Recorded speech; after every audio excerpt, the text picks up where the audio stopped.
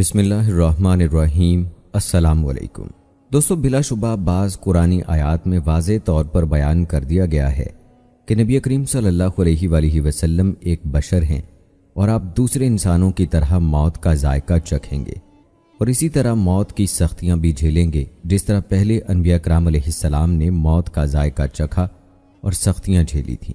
رسول اللہ صلی اللہ علیہ وآلہ وسلم بعض آیات قرآنیہ سے یہ مفہوم اخذ کر چکے تھے کہ آپ کی اجل قریب ہے۔ چنانچہ آپ صلی اللہ علیہ وآلہ وسلم نے کئی ایک احادیث میں اپنی وفات کے قریب ہونے کا اشارہ کر دیا۔ ان احادیث میں بعض تو وہ ہیں جن میں بڑی وضاحت سے وفات کا تذکرہ ہے اور بعض احادیث میں ایسی صراحت تو موجود نہیں، لیکن چند جلیل القدر صحابہ کرام جیسے سیدنا ابو بکر صدیق، سیدنا عباس رضی اللہ تعالی عنہ اور سیدنا معاذ رضی اللہ تعالی عنہ نے ان احادیث سے یہ نتیجہ اخذ کر لیا کہ آفتاب نبوت ان قریب غروب ہونے والا ہے۔ دوستو، حضور نبی کریم صلی اللہ علیہ وآلہ وسلم کے بشر ہونے اور ان کے ابد ہونے کا قرآن پاک میں تذکرہ پارہ نمبر 15 کی پہلی آیت میں ہے۔ سبحان الذی اسری بعبدہ لیلا من المسجد الحرام الی المسجد الاقصی الذی بارکنا حولہ لنری من آیاتنا۔ پاک ہے وہ جو اپنے بندے کو راتوں رات لے گیا مسجد حرام خانہ کعبہ سے مسجد اقصی تک، جس کے ارد گرد یعنی اطراف کو ہم نے برکت دی ہے تاکہ ہم اسے اپنی نشانیاں دکھا دیں۔ اور اسی طرح دوستو، اگر ہم کلمہ شہادت پڑھتے ہیں تو اس میں بھی ابد کا ذکر آتا ہے، یعنی اللہ کا بندہ۔ تو اس سے یہ ثابت ہوتا ہے کہ وہ اللہ کے رسول اور اللہ کے بندے ہیں، اور بے شک ہر انسان، ہر بندے نے موت کا ذائقہ چکھنا ہے۔ جیسے پہلے انبیاء علیہ السلام گزرے ہیں اور انہوں نے موت کا ذائقہ چکھا ہے، اسی طرح نبی مکرم صلی اللہ علیہ وآلہ وسلم نے بھی موت کا ذائقہ چکھا ہے۔ سورہ آل عمران کی آیت میں اللہ تعالیٰ کا فرمان ہے جس کا ترجمہ ہے، اور محمد صلی اللہ علیہ وآلہ وسلم ایک رسول ہی تو ہیں، ان سے پہلے بہت سے رسول گزر چکے ہیں، اگر ان کا انتقال ہو جائے یا شہید ہو جائیں تو کیا تم اسلام سے اپنی ایڑیوں کے بل پھر جاؤ گے؟ اور جو کوئی اپنی ایڑیوں کے بل پھر جائے تو وہ اللہ کا کچھ بھی بگاڑ نہ سکے گا، اور اللہ شکر ادا کرنے والوں کو اچھی جزا دے گا۔ صحیح مسلم کی حدیث نمبر 2387 میں نبی کریم صلی اللہ علیہ وآلہ وسلم کا فرمان ہے، حضرت عائشہ رضی اللہ تعالی عنہا روایت کرتی ہیں، اپنے والد ابو بکر اور اپنے بھائی عبد الرحمن کو میرے پاس بلا لاؤ تاکہ میں انہیں ایک تحریر لکھ دوں۔ مجھے ڈر ہے مبادا کوئی خلافت کا متمنی میرے بعد تمنا کرنے لگے یا کوئی کہنے والا کہنے لگے میں خلافت کا زیادہ حقدار ہوں، حالانکہ اللہ تعالیٰ اور مومن سوائے ابو بکر کے کسی کو خلیفہ نہیں مانیں گے۔ تو دوستو، آج کے ویڈیو میں ہم نبی کریم صلی اللہ علیہ وآلہ وسلم کے وصال اور حضرت ابو بکر صدیق رضی اللہ تعالی عنہ کی خلافت کے بارے میں بات کریں گے، جس طرح میں نے قرآن کی آیت اور حدیث کا حوالہ دے کر آپ کو بتایا کہ کس طرح سے نبی کریم صلی اللہ علیہ وآلہ وسلم نے حضرت عائشہ سے باروایت ایک حدیث صحیح مسلم کی حدیث نمبر 2387 میں فرمایا کہ حضرت ابو بکر صدیق رضی اللہ تعالی عنہ کو اپنا خلیفہ مقرر کیا۔ تو انشاءاللہ اسی طرح سے نبی کریم صلی اللہ علیہ وآلہ وسلم کے وصال اور حضرت ابو بکر صدیق رضی اللہ تعالی عنہ کے خلافت کے بارے میں قرآن و احادیث کی روشنی میں آپ کو بتائیں گے۔ آج کی ویڈیو انتہائی اہم ہونے والی ہے، سو اس کو آخر تک لازمی دیکھیے گا۔ تو آئیے دوستو، آغاز کرتے ہیں اپنی آج کی ویڈیو کا، اور سب سے پہلے تذکرہ کرتے ہیں رسول اکرم صلی اللہ علیہ وآلہ وسلم کے مرض الموت کے آغاز کا۔ رسول اللہ صلی اللہ علیہ وآلہ وسلم ماہ ذی الحجہ 10 ہجری میں حجۃ الوداع سے فراغت کے بعد واپس مدینہ منورہ تشریف لائے اور ذی الحجہ کے باقی ایام محرم اور سفر کے مہینے مدینہ منورہ ہی میں بسر کیے۔ پھر آپ جیش اسامہ رضی اللہ تعالی عنہ کی تیاری میں مصروف ہو گئے۔ آپ نے اس لشکر کا امیر حضرت اسامہ بن زید رضی اللہ تعالی عنہ کو مقرر فرمایا اور انہیں بلقاء اور فلسطین کے علاقوں کی طرف پیش قدمی کا حکم دیا۔ چنانچہ لوگ تیار ہو گئے، جن میں مہاجرین و انصار دونوں گروہوں کے افراد شامل تھے۔ حضرت اسامہ رضی اللہ تعالی عنہ 18 سالہ نوجوان تھے۔ بعض لوگوں نے مہاجرین و انصار جیسے کبار صحابہ کرام پر اسامہ بن زید رضی اللہ تعالی عنہ کے بطور امیر تقرر پر یہ اعتراض کیا کہ آپ آزاد کردہ غلام ہیں۔ رسول اللہ صلی اللہ علیہ وآلہ وسلم نے حضرت اسامہ رضی اللہ تعالی عنہ کی امارت پر اس اعتراض کو مسترد کر دیا اور فرمایا اگر اب تم نے اسامہ کی امارت پر اعتراض کیا ہے تو اس سے پہلے تم اس کے والد کی امارت پر بھی اعتراض کر چکے ہو۔ اللہ کی قسم، زید یقیناً امارت کے قابل تھا اور میرے محبوب اور پسندیدہ لوگوں میں سے ایک تھا۔ اس کے بعد اس کا یہ بیٹا میرے محبوب اور پسندیدہ لوگوں میں سے ہے۔ لوگ ابھی جہاد کی غرض سے جیش اسامہ میں شمولیت کی تیاری کر رہے تھے کہ نبی اکرم صلی اللہ علیہ وآلہ وسلم کے مرض الموت کا آغاز ہو گیا۔ رسول اللہ صلی اللہ علیہ وآلہ وسلم کے مرض الموت اور وفات کے مابین جو اہم واقعات رونما ہوئے، آئیے آپ کو وہ بتاتے ہیں۔ رسول اللہ صلی اللہ علیہ وآلہ وسلم شہدائے احد کی قبروں کی زیارت کے لیے تشریف لے گئے اور ان کے لیے دعا فرمائی۔ رسول اللہ صلی اللہ علیہ وآلہ وسلم کی بیماری شدت اختیار کر گئی اور آپ نے اپنی ازواج مطہرات سے بیماری کے دن حضرت عائشہ رضی اللہ تعالی عنہا کے گھر بسر کرنے کی اجازت چاہی۔ رسول اللہ صلی اللہ علیہ وآلہ وسلم نے وصیت فرمائی کہ مشرکین کو جزیرہ عرب سے نکال دیا جائے اور پہلے کی طرح وفود کو آنے کی اجازت دی جائے۔ آپ نے اپنی قبر کو سجدہ گاہ بنانے کی ممانعت فرمائی۔ آپ صلی اللہ علیہ وآلہ وسلم نے اللہ تعالیٰ کے ساتھ حسن ظن رکھنے کی وصیت فرمائی۔ آپ صلی اللہ علیہ وآلہ وسلم نے نمازوں کی محافظت اور غلاموں کے ساتھ حسن سلوک کی وصیت فرمائی۔ آپ نے صاف اعلان کر دیا کہ اب نبوت کی بشارتوں کا سلسلہ باقی نہیں رہا، البتہ سچے خوابوں کا سلسلہ باقی ہے۔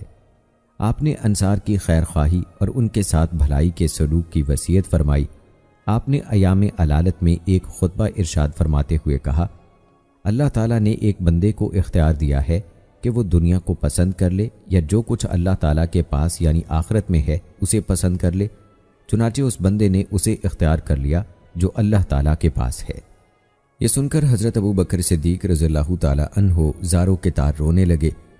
حضرت ابو سعید خدری رضی اللہ تعالیٰ عنہ فرماتے ہیں کہ ہمیں حضرت ابو بکر صدیق رضی اللہ تعالیٰ عنہ کے رونے پر بڑا تعجب ہوا کہ رسول اللہ صلی اللہ علیہ وآلہ وسلم تو کسی ایسے شخص کا تذکرہ کر رہے ہیں جسے اپنی پسند کا اختیار دیا گیا ہے، بھلا اس میں رونے کی کیا بات ہے؟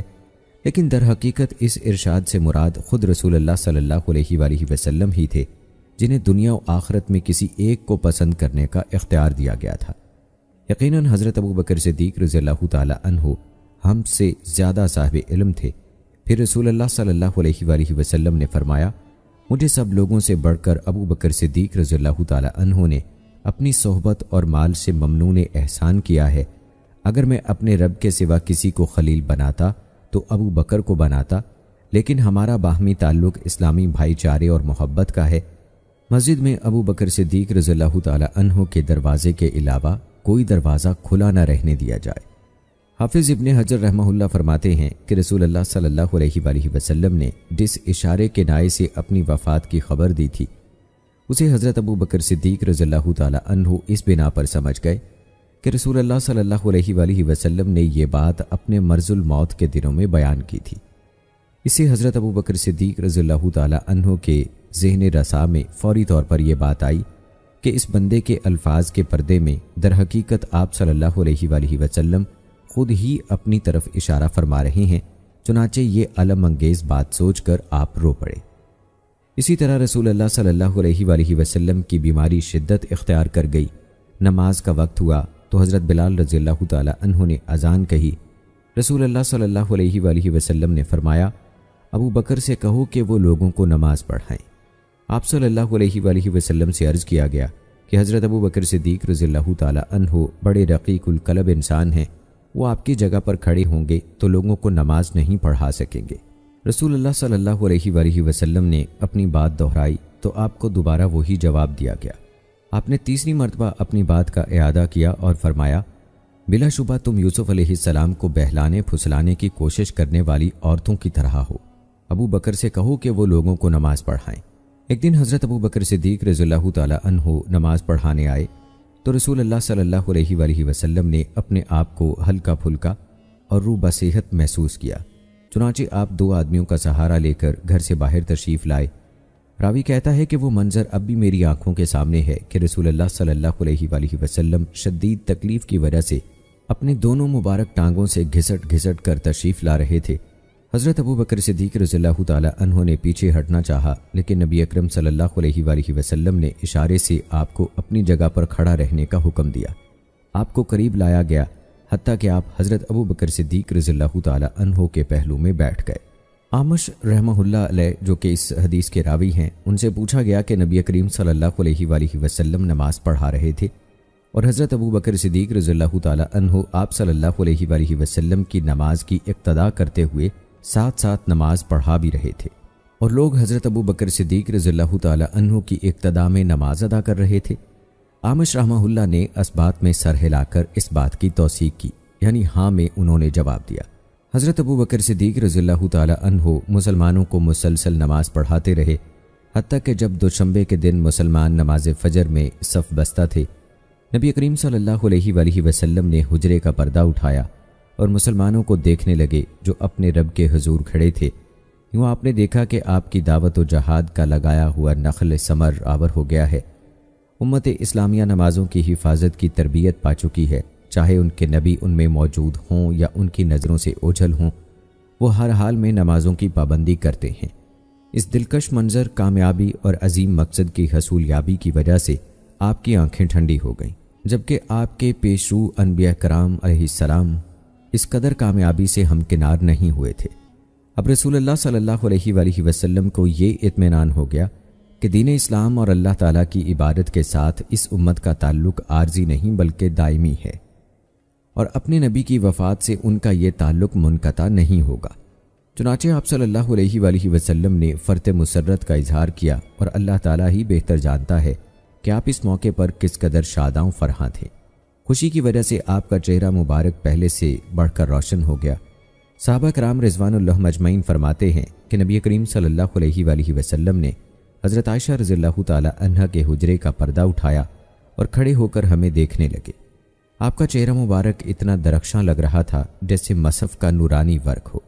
آپ نے تبسم فرمایا اور پھر فرط مسرت سے ہنس پڑے۔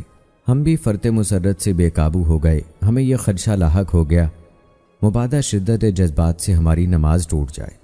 ہم سمجھے کہ شاید نبی کریم صلی اللہ علیہ وآلہ وسلم نماز کے لیے تشریف لانے والے ہیں، لیکن رسول اللہ صلی اللہ علیہ وآلہ وسلم نے ہمیں نماز مکمل کرنے کا اشارہ فرمایا اور اسی طرح پردہ آگے کر لیا۔ نماز سے فراغت کے بعد صحابہ کرام اپنے اپنے کاموں میں مشغول ہو گئے، اور حضرت ابو بکر صدیق رضی اللہ تعالی عنہ اپنی بیٹی حضرت عائشہ رضی اللہ تعالی عنہا کے پاس تشریف لے گئے اور کہا لگتا ہے کہ رسول اللہ صلی اللہ علیہ وآلہ وسلم کی بیماری دور ہو گئی ہے۔ حضرت ابو بکر صدیق رضی اللہ تعالی عنہ کا یہ دن آپ کی بیوی بنت خارجہ کی باری کا دن تھا۔ وہ سخت نامی مقام پر رہتی تھیں، چنانچہ آپ گھوڑے پر سوار ہو کر اپنے اس گھر چل دیے۔ دوستو، نبی کریم صلی اللہ علیہ وآلہ وسلم پر عالم نزا طاری ہوا۔ موت کی سختیاں اور بے ہوشیاں شدت اختیار کرتی چلی گئیں۔ حضرت اسامہ بن زید رضی اللہ تعالی عنہ آپ کی خدمت میں حاضر ہوئے، لیکن آپ صلی اللہ علیہ وآلہ وسلم میں نکاحت کی وجہ سے بات کرنے کی سکت بھی نہیں تھی، چنانچہ آپ خاموش رہے۔ آپ بار بار اپنا مبارک ہاتھ آسمان کی طرف بلند کرتے، پھر حضرت اسامہ رضی اللہ تعالی عنہ پر رکھتے تھے۔ آپ صلی اللہ علیہ وآلہ وسلم کے اس عمل سے یوں محسوس ہوا جیسے آپ اسامہ رضی اللہ تعالی عنہ کے لیے دعا کر رہے ہیں۔ سیدہ عائشہ صدیقہ رضی اللہ تعالی عنہا نے رسول اللہ صلی اللہ علیہ وآلہ وسلم کو تھاما اور اپنے سینے کے ساتھ آپ صلی اللہ علیہ وآلہ وسلم کی ٹیک لگا دی۔ اسی اثناء میں عبد الرحمن بن ابو بکر رضی اللہ تعالی عنہ آپ کی خدمت اقدس میں آئے۔ ان کے ہاتھ میں مسواک تھی۔ رسول اللہ صلی اللہ علیہ وآلہ وسلم مسواک کی طرف ٹکٹکی باندھ کر دیکھنے لگے۔ حضرت عائشہ رضی اللہ تعالی عنہا نے عرض کیا، کیا میں یہ مسواک آپ کے لیے لے لوں؟ آپ نے ہاں میں سر ہلایا تو حضرت عائشہ رضی اللہ تعالی عنہا نے وہ مسواک اپنے بھائی سے لے لی، اسے چبا کر نرم کیا، پھر اسے رسول اللہ صلی اللہ علیہ وآلہ وسلم کی خدمت میں پیش کر دیا۔ رسول اللہ صلی اللہ علیہ وآلہ وسلم نے نہایت احسن انداز سے مسواک کی۔ اس پورے دورانیے میں آپ صلی اللہ علیہ وآلہ وسلم یہ کلمات دہراتے رہے، اے اللہ بلند رفیق کی رفاقت نصیب ہو۔ رسول اللہ صلی اللہ علیہ وآلہ وسلم کے قریب پانی کا کٹورا رکھا ہوا تھا۔ آپ بار بار اس میں ہاتھ تر کر کے اپنے چہرے پر پھیرتے اور فرماتے، اللہ تعالیٰ کے سوا کوئی معبود نہیں، یقیناً موت کی بڑی سختیاں ہیں۔ پھر آپ صلی اللہ علیہ وآلہ وسلم نے اپنا ہاتھ اٹھایا اور بار بار کہنے لگے، اے اللہ بلند رفیق کی رفاقت نصیب ہو، حتیٰ کہ آپ کی روح پرواز کر گئی اور آپ کا ہاتھ اپنی جگہ آ گیا۔ ایک روایت میں یہ الفاظ ہیں، اے اللہ موت کی سختیوں اور سکرات پر میری آنت فرما۔ ایک روایت میں ہے کہ حضرت عائشہ رضی اللہ تعالی عنہا فرماتی ہیں، رسول اللہ صلی اللہ علیہ وآلہ وسلم کی روح مبارک پرواز ہونے سے پہلے میں نے کان لگا کر آپ کی یہ بات سنی۔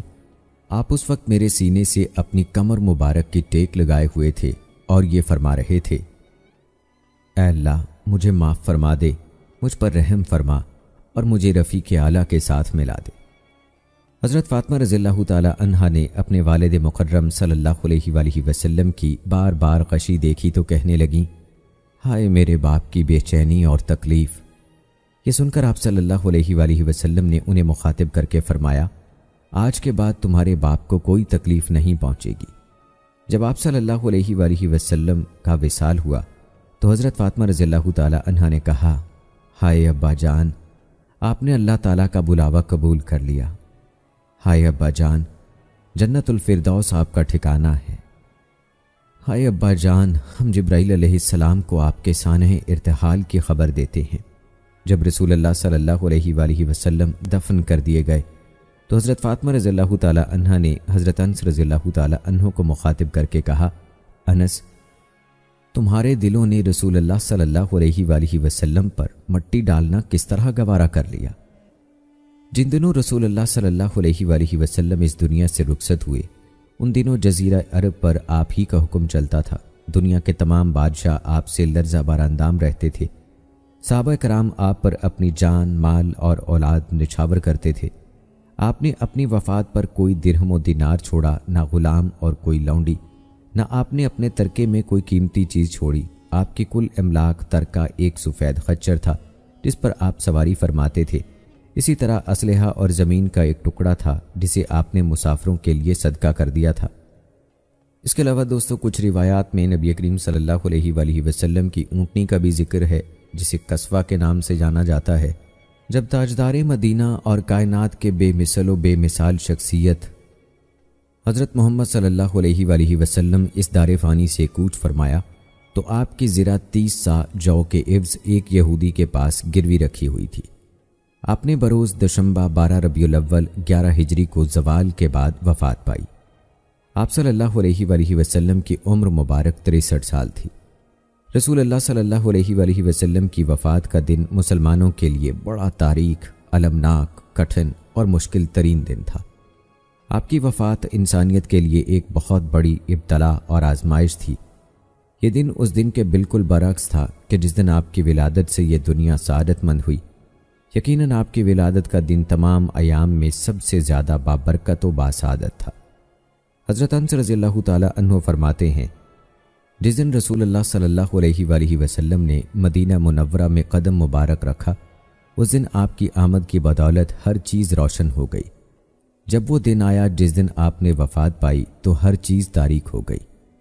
حضرت ام ایمن رضی اللہ تعالی عنہا رو رہی تھیں۔ سیدنا صدیق و فاروق رضی اللہ تعالی عنہ نے ان سے پوچھا کہ نبی مکرم صلی اللہ علیہ وآلہ وسلم کی رحلت پر آپ کو ان کی کون سی بات اشک بہانے پر مجبور کر رہی ہے؟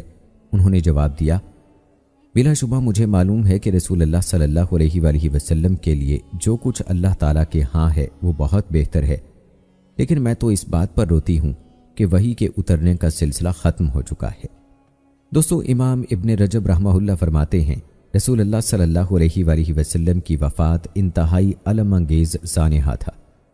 اس کی وجہ سے مسلمان بے قرار ہو کر غیر منظم اور پریشان ہو گئے۔ بعض مسلمانوں کے ہوش اڑ گئے، ان کے دماغوں کو عارضہ لاحق ہو گیا اور وہ لغو اور اول فول باتیں کرنے لگے۔ بعض ایسے تھے کہ اس سانحے نے انہیں زمین پر پٹخ دیا اور وہ کھڑے ہونے کے قابل نہ رہے۔ کچھ ایسے تھے کہ ان کی زبانوں کو تالے لگ گئے، ان میں گفتگو کرنے کا دم بھی نہ رہا، اور کچھ ایسے تھے جنہوں نے حتمی طور پر آپ کی وفات ہی کا انکار کر دیا۔ امام قرطبی رحمہ اللہ اس اندوہناک مصیبت کی ہولناکی اور اس پر مرتب ہونے والے امور بیان کرتے ہوئے فرماتے ہیں، سب سے بڑی مصیبت وہ ہے جو دین کے معاملے میں آئے۔ رسول اللہ صلی اللہ علیہ وآلہ وسلم کا ارشاد گرامی ہے، جب تم میں سے کسی کو کوئی مصیبت پہنچے تو اسے میرے معاملے میں پہنچنے والی مصیبت کو یاد کرنا چاہیے، کیونکہ بلا شبہ وہ مصیبت تمام مصائب سے بڑی اور سنگین ہے۔ رسول اللہ صلی اللہ علیہ وآلہ وسلم نے بالکل سچ فرمایا، بلا شبہ آپ کے معاملے میں پہنچنے والی مصیبت ان تمام مصائب سے بڑی اور تکلیف دہ تھی جو آپ کے بعد روز قیامت تک مسلمانوں کو پہنچیں گی۔ اس مصیبت کی بنا پر وحی منقطع ہو گئی، نبوت داغ مفارقت دے گئی اور عرب کے ارتداد کے ساتھ نت نئے فتنوں اور شر کے ظہور کا آغاز ہو گیا۔ چنانچہ آپ صلی اللہ علیہ وآلہ وسلم کی وفات خیر و بھلائی منقطع ہونے کا آغاز اور مسلمانوں کے نقصان کی ابتدا ثابت ہوئی۔ ابن اسحاق رحمۃ اللہ علیہ فرماتے ہیں، جب رسول اللہ صلی اللہ علیہ وآلہ وسلم نے وفات پائی تو مسلمانوں کا درد و کرب اور مصیبت بڑی سنگین صورت اختیار کر گئی۔ حضرت عائشہ صدیقہ رضی اللہ تعالی عنہا سے منقول ایک بات مجھے پہنچی ہے کہ انہوں نے فرمایا، جب نبی کریم صلی اللہ علیہ وآلہ وسلم نے وفات پائی تو عرب مرتد ہو گئے، یہودی اور نصرانی سر اٹھانے لگے، نفاق کھل کر سامنے آ گیا اور مسلمان اپنے نبی صلی اللہ علیہ وآلہ وسلم کی جدائی پر سرد رات میں بارش میں بھیگی ہوئی بکری کی مانند ہو گئے۔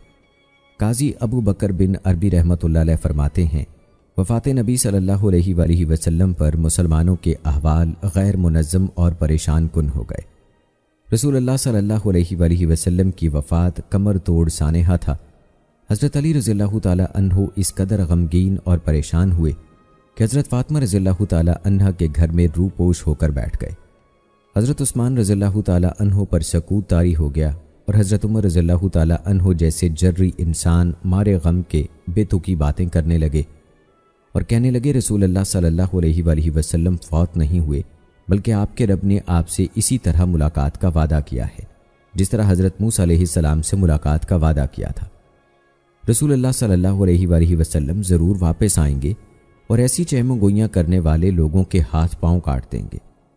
جب حضرت ابو بکر صدیق رضی اللہ تعالی عنہ نے اس سانحے کی خبر سنی تو فوراً گھوڑے پر سوار ہو کر سخت سے مدینہ منورہ تشریف لائے، گھوڑے سے اترے، مسجد نبوی میں داخل ہوئے، لوگوں سے کوئی گفتگو نہیں کی، سیدھے حضرت عائشہ رضی اللہ تعالی عنہا کے حجرے میں پہنچے جہاں رسول اللہ صلی اللہ علیہ وآلہ وسلم کا جسد اطہر یمنی کپڑے سے ڈھکا ہوا تھا۔ حضرت ابو بکر صدیق رضی اللہ تعالی عنہ نے آپ کے چہرے مبارک سے کپڑا ہٹایا اور جھک کر آپ کے سر مبارک کا بوسہ لیا اور فرتے غم سے رو پڑے۔ پھر فرمایا، میرا باپ آپ پر قربان ہو، اللہ تعالیٰ آپ کو 2 مرتبہ موت نہیں دے گا۔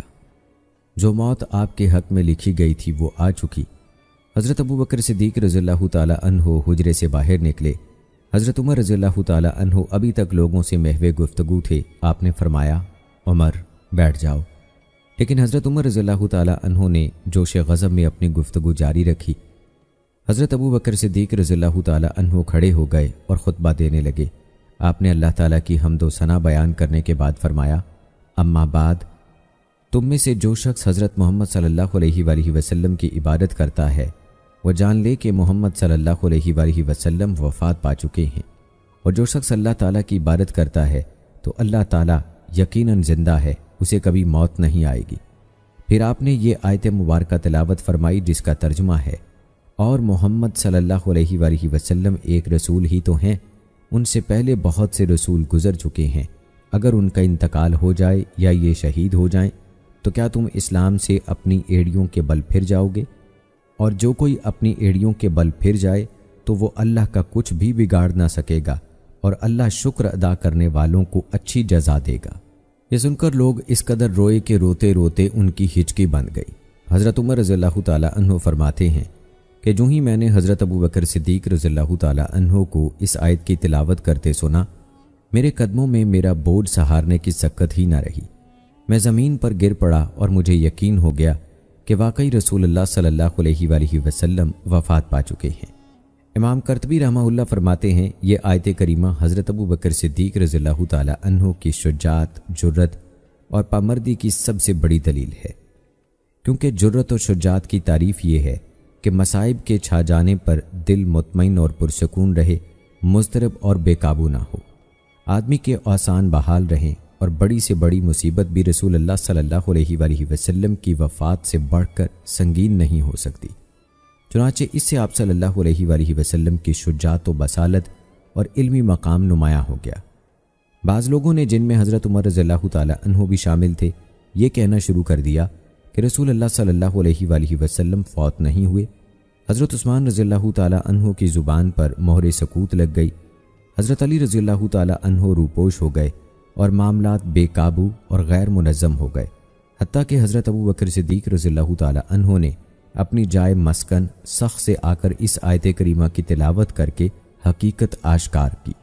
سیدنا ابو بکر صدیق رضی اللہ تعالیٰ عنہ کے ان مختصر کلمات اور قرآن مجید سے استدلال کی بدولت لوگوں پر چھائے ہوئے حیرت و وحشت کے سائے چھٹنے لگے اور لوگ حواس باختگی سے نکل کر صحیح فہم و شعور کی دنیا میں لوٹ آئے کہ اللہ وحدہ لا شریک ہی وہ یکتا ذات ہے جو حی و قیوم، اس پر کبھی موت طاری نہیں ہوگی، اکیلا وہی ہے جو عبادت اور پوجا کا مستحق ہے، اور اسلام حضرت محمد صلی اللہ علیہ وآلہ وسلم کی وفات کے بعد بھی باقی رہے گا۔ ایک روایت میں حضرت ابو بکر صدیق رضی اللہ تعالیٰ عنہ کا یہ قول نقل کیا گیا ہے کہ آپ نے فرمایا، یقیناً اللہ تعالیٰ کا دین قائم و دائم ہے، اللہ تعالیٰ کا کلمہ کامل ہے، یقیناً اللہ تعالیٰ اس آدمی کی مدد کرنے والا ہے جو اس کے دین کی مدد کرتا ہے، اور اللہ تعالیٰ اپنے دین کو عزت و رفت سے نوازنے والا ہے۔ یقیناً اللہ تعالیٰ کی کتاب قرآن کریم ہمارے درمیان موجود ہے جو نور اور شفا ہے، اس کے ذریعے اللہ تعالیٰ نے حضرت محمد صلی اللہ علیہ وآلہ وسلم کو صراط مستقیم دکھائی تھی، اس میں اللہ تعالیٰ کے حلال اور حرام کردہ امور موجود ہیں۔ اللہ کی قسم ہمیں ہرگز پرواہ نہیں کہ کون ہمارے خلاف لشکر جمع کرتا ہے، یقیناً اللہ تعالیٰ کی تلواریں سونتی ہوئی ہیں۔ ہم نے رسول اللہ صلی اللہ علیہ وآلہ وسلم کی وفات کے بعد انہیں میان میں نہیں ڈالا، ہمارے خلاف بھی جو صف بستہ ہوگا ہم اس کے خلاف اسی طرح جہاد کریں گے جس طرح ہم رسول اللہ صلی اللہ علیہ وآلہ وسلم کی مائیت میں جہاد کرتے تھے، لہٰذا کوئی زیادتی کرے نہ حد سے بڑھے، اگر کوئی ایسا کرے گا تو در حقیقت اس کی یہ زیادتی اور ظلم بذات خود اس کے اپنے ہی خلاف ہوگا۔ حضرت محمد صلی اللہ علیہ وآلہ وسلم کی وفات بڑی ہی دلدوز مصیبت اور آزمائش تھی۔ اس آنے کے دوران اور اس کے بعد حضرت ابو بکر صدیق رضی اللہ تعالیٰ عنہ کی شخصیت امت اسلامیہ کے ایسے منفرد قائد کی حیثیت سے ابھری جس کی کوئی مثال نہیں تھی۔ بلا شبہ آپ کا دل پختہ ایمان و یقین سے لبریز تھا، حقائق کے رسوخ سے یہ یقین مزید نکھر گیا اور آپ نے عبودیت، نبوت اور موت کی حقیقت کو پہچان لیا۔ یوں اس نازک اور پرآشوب صورتحال میں آپ کی حکمت و دانائی رنگ لائی اور آپ لوگوں کو ساتھ لے کر توحید کی آغوش میں آ گئے۔ آپ نے فرمایا کہ جو شخص اللہ تعالیٰ کی عبادت کرتا ہے تو وہ جان لے کہ اللہ تعالیٰ حی و قیوم ہے، اسے کبھی موت نہیں آئے گی۔ حضرت ابو بکر صدیق رضی اللہ تعالیٰ عنہ کے ناقابل تسخیر ایمان و یقین کی بدولت مسلمانوں کے قلوب و اذہان میں توحید ہمیشہ تر و تازہ اور سدا بہار رہی۔ جیسے ہی انہوں نے حضرت ابو بکر صدیق رضی اللہ تعالیٰ عنہ کی نصیحت اور یاد دہانی سنی، وہ حق کی طرف لوٹ آئے۔ حضرت عائشہ رضی اللہ تعالیٰ عنہ فرماتی ہیں، اللہ کی قسم یوں محسوس ہوتا تھا جیسے لوگ یہ جانتے ہی نہیں تھے کہ اللہ تعالیٰ نے یہ آیت بھی نازل فرمائی ہے، حتیٰ کہ جب حضرت ابو بکر صدیق رضی اللہ تعالیٰ عنہ نے اس آیت کی تلاوت کی تو آپ ہی سے لوگوں نے یہ آیت سیکھی، پھر جسے بھی دیکھا گیا وہ یہی آیت تلاوت کر رہا تھا۔ دوستو، جب صحابہ کرام رضوان اللہ اجمعین کو رسول اللہ صلی اللہ علیہ وآلہ وسلم کی وفات کا علم ہوا تو انصار اسی دن بروز دوشنبہ 12 ربیع الاول 11 ہجری کو ثقیفہ بنی سعدہ میں جمع ہوئے۔ پھر وہ رسول اللہ صلی اللہ علیہ وآلہ وسلم کے بعد خلافت کے معاملات سنبھالنے کے لیے کسی شخص کے انتخاب کے بارے میں باہم سوچ بچار اور گفت و شنید کرنے لگے۔ سیدنا عمر بن خطاب رضی اللہ تعالیٰ عنہ فرماتے ہیں کہ نبی کریم صلی اللہ علیہ وآلہ وسلم فوت ہوئے تو انصار ہمیں چھوڑ کر ثقیفہ بنی سعدہ میں جمع ہو گئے۔ اسی طرح سیدنا علی رضی اللہ تعالیٰ عنہ اور سیدنا زبیر رضی اللہ تعالیٰ عنہ اور ان کے ساتھ کچھ لوگوں نے بھی ہماری مخالفت کی، جبکہ مہاجرین سیدنا ابو بکر صدیق رضی اللہ تعالیٰ عنہ کے پاس جمع ہو گئے۔ سیدنا عمر رضی اللہ تعالیٰ عنہ کہتے ہیں کہ میں نے ابو بکر صدیق رضی اللہ تعالیٰ عنہ سے کہا، ہمیں اپنے ان انصاری بھائیوں کی طرف لے چلیں۔ پھر ہم ان کے پاس جانے کے ارادے سے چل دیے۔ ہم ان کے قریب پہنچے تو ہمیں انصار کے دو نیک اور صالح افراد عویم بن سعدہ اور مان بن عدی رضی اللہ تعالیٰ عنہ ملے۔ ان دونوں نے وہ بات بتائی جس پر قوم انصار متفق ہوئی۔ پھر ان دونوں نے پوچھا، اے مہاجرین کی جماعت، تم لوگ کہاں جانے کا ارادہ رکھتے ہو؟ ہم نے جواب دیا، ہم اپنے انصاری بھائیوں کے پاس جانا چاہتے ہیں۔ وہ دونوں کہنے لگے، آپ ان کے پاس نہ جائیں، اپنے معاملے کا خود ہی فیصلہ کر لیں۔ سیدنا عمر رضی اللہ تعالیٰ عنہ فرماتے ہیں، میں نے کہا، اللہ کی قسم ہم ان کے پاس ضرور جائیں گے۔ چنانچہ ہم آگے چل دیے اور ثقیفہ بنی سعدہ میں انصار کے پاس پہنچ گئے۔ ہم نے دیکھا کہ وہ سب جمع ہیں اور ان کے بیچ میں ایک آدمی کمبل اوڑے بیٹھا ہے۔ میں نے پوچھا یہ کون ہے؟ لوگوں نے بتایا کہ یہ سعد بن عبادہ رضی اللہ تعالی عنہ ہیں۔ پھر میں نے پوچھا کہ انہیں کیا ہوا؟ لوگوں نے بتایا کہ بخار میں مبتلا ہیں۔ ہم ابھی تھوڑی دیر ہی بیٹھے تھے کہ انصار میں سے ایک خطیب اٹھ کھڑا ہوا۔ اس نے کلمہ شہادت پڑھا اور اللہ تعالیٰ کے شایان شان اس کی حمد و ثنا بیان کی۔ پھر کہنے لگا، اما بعد، ہم اللہ تعالیٰ کے انصار ہیں، اسلام کا لشکر ہیں۔ اے مہاجرین کی جماعت، تم ہمارے مابین قلیل تعداد میں ہو۔ تم میں سے تھوڑے سے لوگ اپنی قوم قریش سے نکل کر آئے تھے۔ اب یہ لوگ چاہتے ہیں کہ ہماری بیخ کنی کریں اور ہمیں خلافت سے محروم کر دیں۔ وہ آدمی خاموش ہوا تو میں نے گفتگو کرنا چاہی۔ میں نے موقع محل کی مناسبت سے اپنے دل میں خوبصورت الفاظ سے مزین اپنی ایک پسندیدہ عمدہ تقریر تیار کر لی تھی اور چاہتا تھا کہ میں حضرت ابو بکر صدیق رضی اللہ تعالی عنہ سے پہلے اسے پیش کروں۔ میں اس گفتگو سے مجلس کی آتش غضب کو محبت اور آپس کی دلجوئی میں تبدیل کرنا چاہتا تھا، لیکن جب میں نے کلام کرنا چاہا تو حضرت ابو بکر صدیق رضی اللہ تعالی عنہ نے فرمایا، ذرا ٹھہرو۔ میں نے انہیں ناراض کرنا اچھا نہ سمجھا، چنانچہ انہوں نے تقریر کی۔ حضرت ابو بکر صدیق رضی اللہ تعالی عنہ مجھ سے کہیں زیادہ حلیم، بردبار اور باوقار تھے۔ اللہ کی قسم، میری اپنے دل میں آراستہ کی ہوئی تقریر کا کوئی کلمہ ایسا نہیں تھا جو مجھے بھایا ہو، اور ابو بکر صدیق رضی اللہ تعالی عنہ نے اپنی بے ساختہ اور فی البدی تقریر میں وہ جملہ نہ کہہ دیا ہو یا اس سے بہتر اور فصیح تر کلمہ اس کی جگہ نہ بولا ہو۔ پھر آپ تقریر کر کے خاموش ہو گئے۔ بعد ازاں سیدنا ابو بکر صدیق رضی اللہ تعالی عنہ نے فرمایا، آپ نے اپنے بارے میں جو ذکر خیر کیا ہے واقعی آپ اس کے اہل اور مستحق ہیں، لیکن خلافت قریش کے سوا کسی اور قبیلے کے لیے مناسب نہیں ہوگی، کیونکہ قریش ازرو نسب اور علاقہ تمام اقوام عرب سے اعلیٰ ہیں۔ میں نے ان دونوں میں سے ایک شخص کو تمہارے لیے پسند کیا ہے، لہٰذا تم ان میں سے جس کی چاہو بیعت کر لو۔ حضرت ابو بکر صدیق رضی اللہ تعالی عنہ ہمارے ساتھ ہی بیٹھے ہوئے تھے۔ آپ نے آخری جملہ کہتے ہوئے میرا اور حضرت ابو عبیدہ بن جراح رضی اللہ تعالی عنہ کا ہاتھ پکڑا۔ حضرت ابو بکر صدیق رضی اللہ تعالی عنہ کی اس بات کے علاوہ مجھے ان کی اور کوئی بات ناگوار نہیں گزری۔ اللہ کی قسم، مجھے آگے کر دیا جاتا اور بے گناہ میری گردن تن سے جدا کر دی جاتی تو یہ معاملہ مجھے اس بات سے زیادہ محبوب تھا کہ میں کسی ایسی قوم کا امیر بنوں جس میں حضرت ابو بکر صدیق رضی اللہ تعالی عنہ جیسی شخصیت موجود ہو۔ خدایا ممکن ہے کہ موت کے وقت میرے دل میں کوئی ایسی بات آ جائے جو اب میرے دل میں نہیں۔ بہرحال انصار میں سے ایک آدمی کہنے لگا، میری رائے کو بڑی اہمیت حاصل ہے، اس کے بغیر گاڑی چلنا ناممکن ہے۔ میں ہی اس مسئلے کا حل بتا سکتا ہوں۔ میری رائے ہے کہ ایک امیر ہم میں سے ہو اور ایک امیر تم میں سے ہو۔ یہ بات سن کر مجلس میں شور برپا ہو گیا، آوازیں بلند ہو گئیں، حتیٰ کہ مجھے مسلمانوں کے مابین اختلاف پھوٹ پڑنے کا خطرہ محسوس ہونے لگا۔ میں نے کہا، ابو بکر رضی اللہ تعالیٰ عنہ اپنا ہاتھ بڑھائیے۔ انہوں نے اپنا ہاتھ بڑھایا تو میں نے ان کی بیعت کر لی، اور مہاجرین نے بھی آپ کی بیعت کر لی، اور پھر انصار نے بھی آپ کی بیعت کر لی۔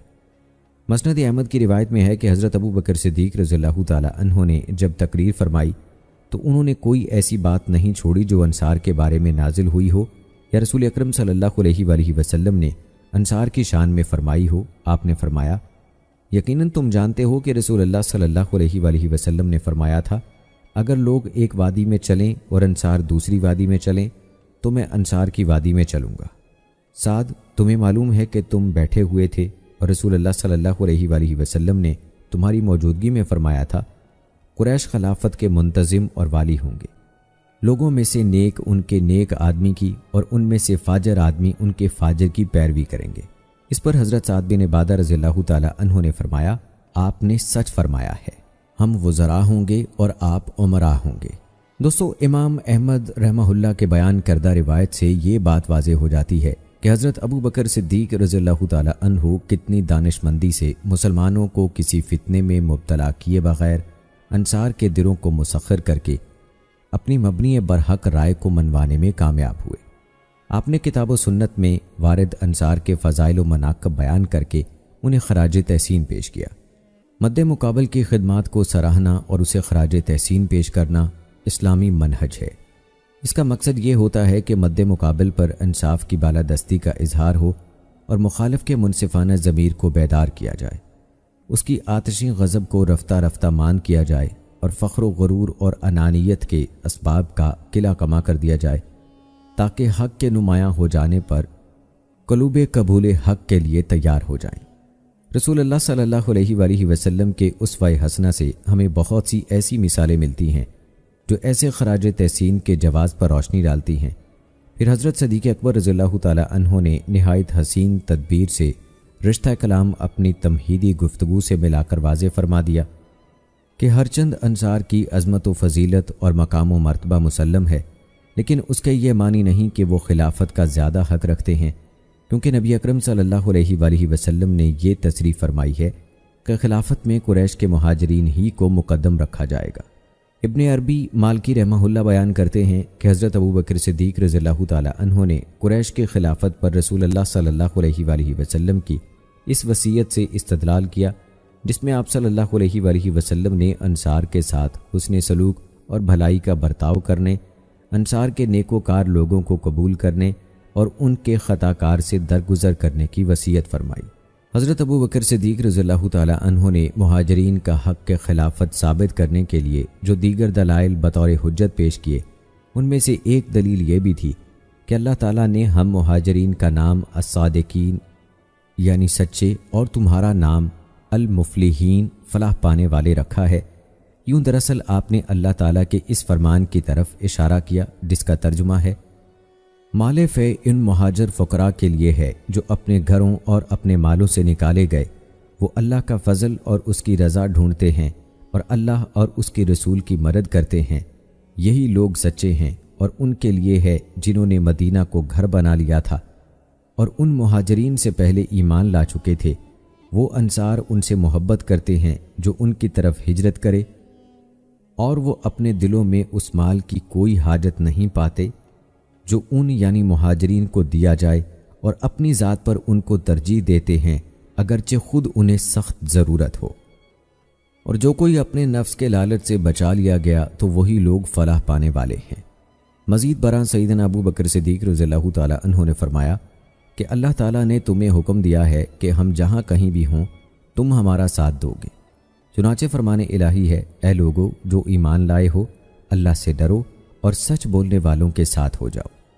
حضرت ابو بکر صدیق رضی اللہ تعالی عنہ نے دیگر کئی قوی دلائل اور اہم اقوال پیش کیے جن سے انصار بہت متاثر ہوئے، انہیں ایک ایک کر کے تمام باتیں یاد آنے لگیں، چنانچہ انہوں نے آپ کی رائے تسلیم کر لی۔ حضرت ابو بکر صدیق رضی اللہ تعالی عنہ نے اپنے خطاب میں یہ بھی واضح فرمایا کہ خلافت کے لیے نامزد کی جانے والی قوم میں یہ لیاقت ضرور موجود ہونی چاہیے کہ عالم عرب اس کی سیادت اور حکمرانی کو قبول کرے، تمام معاملات مستحکم رہیں اور امن و امان برقرار رہے، اور وہ قوم ایسی ہو کہ اس کی حکومت میں ہوتے ہوئے مملکت میں مختلف قسم کی شورشیں اور فتنے جنم نہ لینے پائیں۔ حضرت ابو بکر صدیق رضی اللہ تعالی عنہ نے یہ بات بھی واضح کر دی کہ عرب قریشی مسلمانوں کے سوا کسی کی سیادت تسلیم نہیں کریں گے، کیونکہ نبی اکرم صلی اللہ علیہ وآلہ وسلم کا تعلق قریش سے ہے اور قریش کی تعظیم عربوں کے دل و دماغ میں قدیم سے بسی ہے۔ حضرت ابو بکر صدیق رضی اللہ تعالی عنہ کے ان خوبصورت اور روشن کلمات کی بنا پر انصار نے اقرار کر لیا کہ وہ حسب سابق اسی طرح اعانت کرنے والے وزراء اور مخلص سپاہی رہیں گے جس طرح عہد نبوی میں تھے۔ اس طرح مسلمانوں کی صف میں وحدت اور اتحاد کی شان پیدا ہو گئی۔ دوستو، ثقیفہ بنی سعدہ میں جب حضرت ابو بکر صدیق رضی اللہ تعالی عنہ اپنی گفتگو مکمل کر چکے تو آپ نے حضرت عمر رضی اللہ تعالی عنہ اور حضرت ابو عبیدہ رضی اللہ تعالی عنہ کو خلافت کے لیے پیش کیا۔ حضرت عمر رضی اللہ تعالی عنہ کو یہ بات گراں گزری، بعد ازاں آپ نے ایک موقع پر فرمایا حضرت ابو بکر رضی اللہ تعالی عنہ کی اس بات کے علاوہ مجھے ان کی کوئی بات ناگوار نہیں گزری، اللہ کی قسم مجھے آگے کر دیا جاتا اور بے گناہ میری گردن مار دی جاتی تو یہ فعل مجھے اس بات سے کہیں زیادہ گوارا ہوتا کہ میں کسی ایسی قوم کا امیر بنوں جس میں حضرت ابو بکر صدیق رضی اللہ تعالی عنہ موجود ہوں۔ حضرت عمر رضی اللہ تعالی عنہ نے اسی جذبہ قناعت سے حضرت ابو بکر صدیق رضی اللہ تعالی عنہ کے استحقاق کے خلافت پر راضی ہو کر ان سے کہا ابو بکر اپنا ہاتھ بڑھائیے۔ اور حضرت ابو بکر صدیق رضی اللہ تعالیٰ عنہ نے ہاتھ بڑھا دیا۔ حضرت عمر رضی اللہ تعالیٰ عنہ فرماتے ہیں کہ پھر میں نے فوراً آپ کی بیعت کر لی اور مہاجرین و انصار نے بھی آپ کی بیعت کر لی۔ ایک روایت میں یہ وضاحت بھی ہے کہ حضرت عمر رضی اللہ تعالیٰ عنہ نے بیعت کے وقت فرمایا، اے انصار کے گروہ، کیا تمہیں معلوم نہیں کہ رسول اللہ صلی اللہ علیہ وآلہ وسلم نے حضرت ابو بکر صدیق رضی اللہ تعالیٰ عنہ کو لوگوں کی امامت کا حکم دیا تھا؟ پس تم میں سے کون ہے جو یہ پسند کرے کہ وہ حضرت ابو بکر صدیق رضی اللہ تعالیٰ عنہ سے فوقیت لے جائے؟ اس پر انصار نے بیک زبان کہا، ہم اس بات سے اللہ تعالیٰ کی پناہ مانگتے ہیں کہ ہم حضرت ابو بکر صدیق رضی اللہ تعالیٰ عنہ سے فوقیت لے جائیں۔ یہ بڑے نکتے کی بات تھی جس کی حضرت عمر رضی اللہ تعالیٰ عنہ کو توفیق ملی۔ نبی کریم صلی اللہ علیہ وآلہ وسلم نے بھی مرض الموت میں اسی بات کا ارادہ کیا تھا۔ آپ صلی اللہ علیہ وآلہ وسلم نے حضرت ابو بکر صدیق رضی اللہ تعالیٰ عنہ ہی کی امامت پر اصرار کیا۔ یہ اس بات کا قوی اشارہ تھا کہ دوسروں کے مقابلے میں ابو بکر صدیق رضی اللہ تعالیٰ عنہ ہی خلافت کے زیادہ حقدار ہیں۔ حضرت عمر رضی اللہ تعالیٰ عنہ کا کلام نہایت ادب، تواضع اور خوش دلی کا آئینہ دار ہے۔ انہوں نے خلافت سے خود اپنی دستبرداری کا اعلان جس بلیغ پیرائی میں کیا وہ اپنی مثال آپ ہے۔ حضرت ابو بکر صدیق رضی اللہ تعالیٰ عنہ کی امارت سے بے رغبتی آپ کے اس خطبے سے عیاں ہوتی ہے جس میں آپ نے خلافت قبول کرنے کی مجبوری بیان کی تھی۔ آپ نے فرمایا، اللہ کی قسم، میں کبھی کسی دن امارت کا حریص ہوا، نہ میں نے کسی شب کو امارت کا لالچ کیا، میں اس طرف کبھی راغب نہ ہوا، میں نے کبھی عیاں یا نہاں اللہ تعالیٰ سے اس کا سوال نہیں کیا، لیکن مجھے فتنے کا ڈر پیدا ہو گیا، اس لیے میں نے امارت قبول کر لی۔ امارت میں میرے لیے کوئی راحت نہیں ہے، یہ ایک نہایت سنگین معاملہ ہے جو میرے سپرد کر دیا گیا ہے۔ مجھ میں اللہ تعالیٰ کی نصرت و تائید کے بغیر اس معاملے سے عہدہ برا ہونے کی طاقت نہیں ہے۔ میں تو یہ چاہتا ہوں کہ آج لوگوں میں سب سے زیادہ قوی شخص اس منصب پر فائز ہوتا۔ یہ بات بھی ثابت ہے کہ سیدنا ابو بکر صدیق رضی اللہ تعالیٰ عنہ نے فرمایا، میری آرزو تو یہ ہے کہ کاش ثقیفہ بنی سعدہ کے روز میں نے منصب خلافت کو ان دو آدمیوں یعنی ابو عبیدہ رضی اللہ تعالیٰ عنہ اور عمر رضی اللہ تعالیٰ عنہ میں سے کسی ایک کے حوالے کر دیا ہوتا اور خود میں ان کا وزیر بن جاتا۔ حضرت ابو بکر صدیق رضی اللہ تعالیٰ عنہ نے اپنے متعدد خطبات میں خلافت کی ذمہ داری اٹھانے سے معذرت ظاہر کی۔ ایک مرتبہ آپ نے فرمایا، لوگو، تمہارے خلافت کے معاملے کو میں تمہارے سپرد کرتا ہوں، تم یہ منصب جسے چاہو سونپ دو، میں تمہارا ایک ادنا آدمی بن کر رہوں گا۔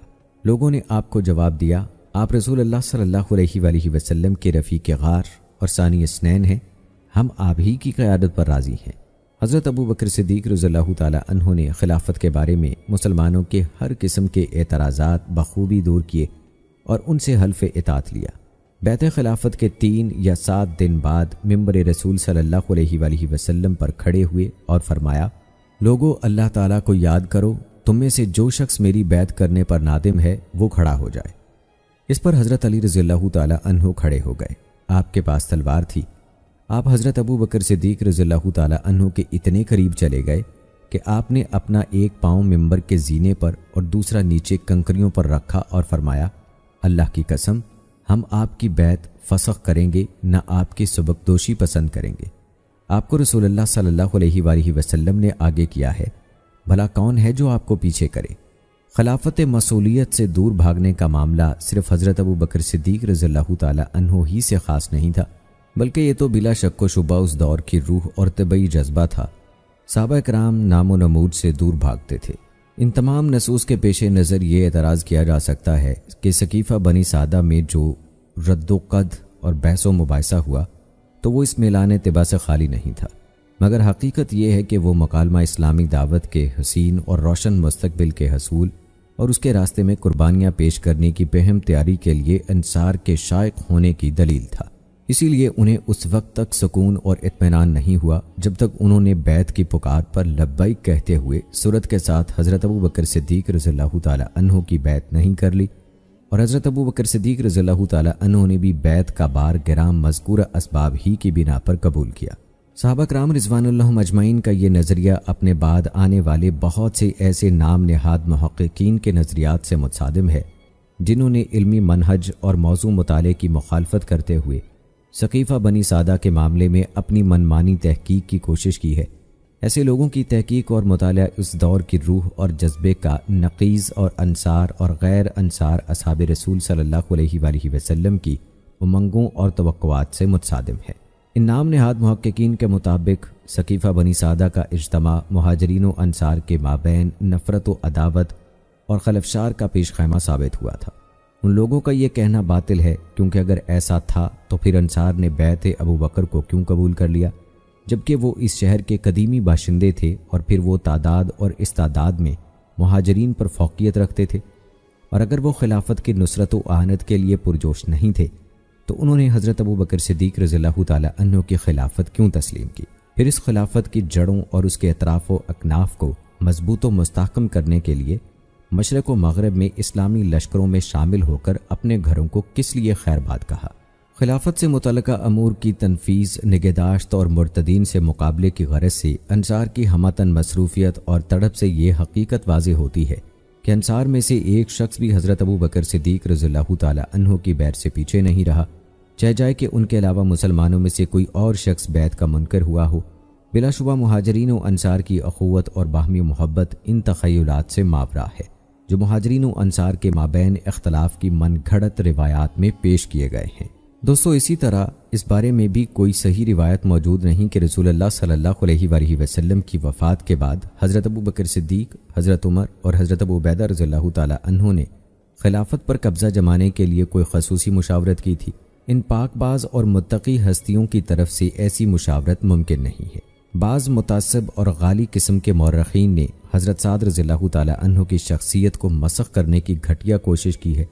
انہوں نے حضرت سعد رضی اللہ تعالی عنہ کو مہاجرین کا مد مقابل ظاہر کیا ہے کہ حضرت سعد خلافت کے حریص تھے اور اس کے حصول کے لیے مسلمانوں میں سازش و انتشار اور فرقہ بندی کا ہر طریقہ آزما رہے تھے۔ لیکن جب ہم تاریخ کی روشنی میں حضرت سعد رضی اللہ تعالی عنہ کی شخصیت و کردار کا مطالعہ کرتے ہیں تو رسول اللہ صلی اللہ علیہ وآلہ وسلم کے لیے ان کی بے لوث خدمات اور کارنامے انہیں رسول اللہ صلی اللہ علیہ وآلہ وسلم کے بہترین جانثاروں میں بہت بلند مقام پر فائز کرتے ہیں۔ آپ ایک ایسے جانثار تھے جن کے نزدیک دنیا کوئی حیثیت نہیں تھی۔ بیعت عقبہ ثانیہ کے 12 نقیبوں میں سے ایک نقیب آپ ہی تھے۔ قریش نے انہیں مکہ مکرمہ کے قریب سے گرفتار کر لیا تھا۔ ان کے ہاتھ گردن کے ساتھ باندھ کر قیدی کی حیثیت سے مکہ لے گئے تھے۔ انہیں جبیر بن مطعم بن عدی نے آزادی دلوائی کیونکہ حضرت سعد مدینہ منورہ میں انہیں پناہ دیا کرتے تھے۔ حضرت سعد رضی اللہ تعالی عنہ وہ خوش نصیب شخص ہیں جنہیں جنگ بدر میں شامل ہو کر بدری صحابی ہونے کا عظیم اعزاز حاصل ہے۔ آپ کا گھرانہ جود و سخا میں معروف تھا۔ رسول اللہ صلی اللہ علیہ وآلہ وسلم بھی آپ کی اس صفت کے معترف تھے۔ رسول اللہ صلی اللہ علیہ وآلہ وسلم کے بعد آپ اور سعد بن معاذ رضی اللہ تعالی عنہ پر بہت اعتماد کرتے تھے۔ جنگ خندق کے موقع پر رسول اللہ صلی اللہ علیہ وآلہ وسلم نے مدینہ منورہ کا 1/3 پھل آئینہ بن حسن فزاری کو دینے کا مشورہ کیا تو دونوں حضرات سعد بن عبادہ اور سعد بن معاذ رضی اللہ تعالی عنہ کا جواب ان کے ایمان کی گہرائی اور کمال فدویت کی دلیل تھا۔ دوستو، قرآن مجید میں ایسی متعدد آیات آئی ہیں جن میں اس بات کا واضح اشارہ موجود ہے کہ نبی کریم صلی اللہ علیہ وآلہ وسلم کا خلیفہ ہونے کا سب سے زیادہ حق حضرت ابو بکر صدیق رضی اللہ تعالی عنہ کا ہے۔ اس حوالے سے دوستو میں آپ کو دلائل دیتا چلوں۔ پہلی دلیل قرآن پاک کی ایک آیت ہے جس کا ترجمہ ہے، ہمیں سیدھا راستہ دکھایا، ان لوگوں کا راستہ جن پر تو نے انعام کیا، ان کا نہیں جن پر تیرا غضب ہوا، اور نہ گمراہوں کا۔ دوستو، اسی طرح اس بارے میں بھی کوئی صحیح روایت موجود نہیں کہ رسول اللہ صلی اللہ علیہ وآلہ وسلم کی وفات کے بعد حضرت ابو بکر صدیق، حضرت عمر اور حضرت ابو عبیدہ رضی اللہ تعالی عنہ نے خلافت پر قبضہ جمانے کے لیے کوئی خصوصی مشاورت کی تھی۔ ان پاک باز اور متقی ہستیوں کی طرف سے ایسی مشاورت ممکن نہیں ہے۔ بعض متعصب اور غالی قسم کے مورخین نے حضرت سعد رضی اللہ تعالی عنہ کی شخصیت کو مسخ کرنے کی گھٹیا کوشش کی ہے۔ انہوں نے حضرت سعد رضی اللہ تعالی عنہ کو مہاجرین کا مد مقابل ظاہر کیا ہے کہ حضرت سعد خلافت کے حریص تھے اور اس کے حصول کے لیے مسلمانوں میں سازش و انتشار اور فرقہ بندی کا ہر طریقہ آزما رہے تھے۔ لیکن جب ہم تاریخ کی روشنی میں حضرت سعد رضی اللہ تعالی عنہ کی شخصیت و کردار کا مطالعہ کرتے ہیں تو رسول اللہ صلی اللہ علیہ وآلہ وسلم کے لیے ان کی بے لوث خدمات اور کارنامے انہیں رسول اللہ صلی اللہ علیہ وآلہ وسلم کے بہترین جانثاروں میں بہت بلند مقام پر فائز کرتے ہیں۔ آپ ایک ایسے جانثار تھے جن کے نزدیک دنیا کوئی حیثیت نہیں تھی۔ बैत उक़बा सानिया के 12 नकीबों में से एक नकीब आप ही थे। कुरैश ने उन्हें मक्का मुकरमा के करीब से गिरफ्तार कर लिया था। उनके हाथ गर्दन के साथ बांधकर कैदी की हैसियत से मक्का ले गए थे। उन्हें जुबैर बिन मतम बिन अदी ने आज़ादी दिलवाई, क्योंकि हज़रत साद मदीना मुनव्वरा में उन्हें पनाह दिया करते थे। हज़रत साद रज़ियल्लाहु ताला अन्हु वो खुश नसीब शख्स हैं जिन्हें जंग बदर में शामिल होकर बदरी सहाबी होने का अजीम एजाज़ हासिल है। आपका घराना जूदो सखा में मारूफ था। रसूलुल्लाह सल्लल्लाहु अलैहि वसल्लम भी आपकी इस सिफ़त के मोतरफ़ थे। रसूलुल्लाह सल्लल्लाहु अलैहि वसल्लम के बाद आप और साद बिन माज़ रज़ियल्लाहु ताला अन्हु पर बहुत एतमाद करते थे। जंग खंदक के मौके पर रसूलुल्लाह सल्लल्लाहु अलैहि वसल्लम ने मदीना मुनव्वरा का 1/3 फल आइना बिन हसन फ़ज़ारी को देने का मशवरा किया, तो दोनों हज़रात साद बिन इबादा और साद बिन माज़ रज़ियल्लाहु ताला अन्हु का जवाब उनके ईमान की गहराई और कमाल फिदवियत की दलील था। दोस्तों, कुरान मजीद में ऐसी मुतअद्दिद आयात आई हैं जिनमें इस बात का वाज़ेह इशारा मौजूद है कि नबी करीम सल्लल्लाहु अलैहि वसल्लम का खलीफा होने का सबसे ज़्यादा हक़ हज़रत अबू बकर सिद्दीक़ रज़ियल्लाहु ताला अन्हु का है। इस हवाले से दोस्तों मैं आपको दलाइल देता चलूँ। पहली दलील कुरान पाक की एक आयत है जिसका तर्जुमा है, हमें सीधा रास्ता दिखाया, उन लोगों का रास्ता जिन पर तूने इनाम किया, उनका नहीं जिन पर तेरा गज़ब हुआ, और ना गुमराहों का। इस आयत से हज़रत अबू बकर सिद्दीक़ रज़ियल्लाहु ताला अन्हु की खिलाफत की दलील इस तरह कायम होती है कि अबू बकर सिद्दीक़ रज़ियल्लाहु ताला अन्हु उन इनाम याफ्ता लोगों में शामिल है जिनके रस्ते पर चलने और उनका तरीका इख्तियार करने की तौफीक मांगने का मोमिनों को हुक्म दिया गया है। उन इनाम याफ्ता ग्रोहों में से एक सिद्दीकीन का ग्रोह भी है। नबी करीम सल्लल्लाहु अलैहि वसल्लम का फरमान है, और जो कोई अल्लाह और रसूल की इताअत करे तो वो ऐसे लोगों के साथ होंगे जिन पर अल्लाह ने इनाम किया, यानी अनबिया, सिद्दीकीन, शहीदों और नेकोकारों के साथ, और ये लोग रफ़ाकत के लिहाज से किस कदर अच्छे होंगे। रसूलुल्लाह सल्लल्लाहु अलैहि वसल्लम ने फरमाया था कि अबू बकर रज़ियल्लाहु ताला अन्हु सिद्दीकीन में से हैं। ये फरमान नबी इस बात की दलील है कि अबू बकर ग्रोह सिद्दीकीन के रुकन हैं, बल्कि उनके सरदार हैं। चुनांचे जब अबू बकर रज़ियल्लाहु ताला अन्हु उन लोगों में से हैं जिनका रास्ता ही सीधा रास्ता करार दिया गया है, तो फिर किसी अक्लमंद को इस अमर में कतन कोई शक नहीं होना चाहिए कि उम्मत मुहम्मदिया में खिलाफत मुस्तफ़ा सल्लल्लाहु अलैहि वसल्लम के सबसे ज़्यादा मुस्तहिक अबू बकर सिद्दीक़ रज़ियल्लाहु ताला अन्हु ही हैं। फिर कुरान पाक में अल्लाह ताला का फरमान है जिसका तर्जुमा है, ऐ ईमान वालो, तुम में से जो कोई अपने दीन से फिर जाए तो फिर जल्द अल्लाह ऐसे लोग लाएगा, वो उनसे मोहब्बत करता होगा और वो उससे मोहब्बत करते होंगे, वो मोमिनों पर नरमी करने वाले होंगे और काफरों पर सख्ती करने वाले। वो अल्लाह की राह में जहाद करेंगे और किसी मलामत करने वाले की मलामत से नहीं डरेंगे। ये अल्लाह का फ़ज़ल है, वो जिसे चाहता है अता करता है, और अल्लाह बड़ी वसअत वाला, खूब जानने वाला है। दोस्तों, इस आयत का इत्तलाक सबसे पहले हज़रत अबू बकर सिद्दीक़ रज़ियल्लाहु ताला अन्हु और उनके लश्कर पर होता है जिन्होंने मुर्तदीन के ख़िलाफ़ जंग की थी। अल्लाह ताला ने इस लश्कर की तारीफ़ कामिल तरीन सिफ़ात के साथ की है। और दोस्तों, तीसरी दलील मैं आपको देता चलूँ। अल्लाह ताला का कुरान पाक में फरमान है, अगर तुम उस नबी की मदद नहीं करोगे तो तहकीक अल्लाह ने उसकी उस वक्त मदद की जब काफरों ने उसको मक्का से निकाल दिया था। वो 2 में दूसरा था, जबकि दोनों गारे सौर में थे। जब वो नबी अपने साथी यानी अबू बकर से कह रहा था, गम न कर, यकीनन अल्लाह हमारे साथ है, फिर अल्लाह ने उस पर सकीनत नाजिल की और ऐसे लश्करों से उसकी मदद की जिन्हें तुमने देखा नहीं, और उसने काफरों की बात को पस्त कर दिया। और बात तो अल्लाह ही की बुलंद है, और अल्लाह बहुत ज़बरदस्त है, खूब हिकमत वाला है। इमाम अबू अब्दुल्ला करतबी रहमतुल्लाह अलैह फरमाते हैं, बाज़ उलमा से मनकूल है कि वो इस इरशाद बारी ताला के मुताल्लिक़ फरमाते हैं, यह आयत नबी करीम सल्लल्लाहु अलैहि वसल्लम के बाद हज़रत अबू बकर सिद्दीक़ रज़ियल्लाहु ताला अन्हु के खलीफा होने की दलील है, क्योंकि खलीफा हमेशा वही होता है जो दूसरे नंबर पर हो। मैंने अपने उस्ताद अबुल अब्बास अहमद बिन उमर रहमहुल्लाह को फरमाते हुए सुना, उन्होंने कहा, हज़रत अबू बकर रज़ियल्लाहु ताला अन्हु सानी इस्नैन होने के लक़ब के मुस्तहिक़ इसलिए ठहरे क्योंकि नबी अकरम सल्लल्लाहु अलैहि वसल्लम के बाद उन्होंने अमूर सल्तनत को इसी तरह जारी रखा जिस तरह रसूलुल्लाह सल्लल्लाहु अलैहि वसल्लम ने चलाया था।